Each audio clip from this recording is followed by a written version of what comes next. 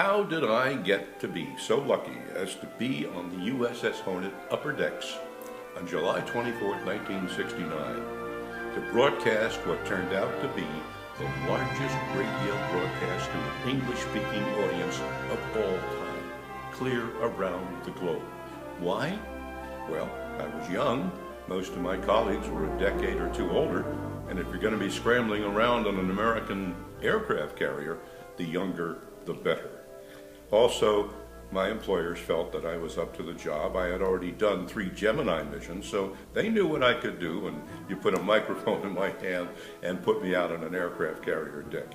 The wonderful USS Hornet, which is now a floating museum in Alameda, as everybody should know, and we were on her flight deck, 4 flights above the flight deck, called the 06 level. And there I was fed pertinent information on little slips of paper by NASA and Navy personnel who were jumping in and out of the bridge and the conference room right in back of the flight bridge, the carrier bridge up there on the 06. And I would have the latest information. And if we didn't have enough information coming in, we would alert all stations around the world. We're going to take a 5-minute break while we gather more info for you people. We'll see you at exactly, and then we'd give them a time check.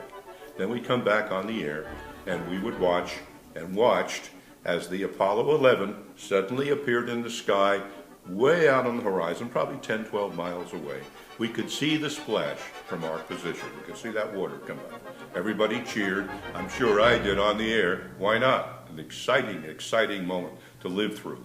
And then just waiting and watching as our wonderful ship, the USS Hornet, just kept cruising closer and closer till it got safe enough so that the choppers, the helicopters, could fly in, hover over the Apollo 11 command module, drop that flotation collar which stabilized the spacecraft, send in their isolation garments, which they must have to be sure that we don't, catch any type of bacteria they might have brought back with them from the moon.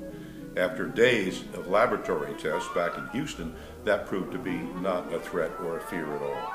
So it was a happy ending all around, and I got to watch the entire return to Earth of the first 3 men to go to the moon. I don't know how you can top that.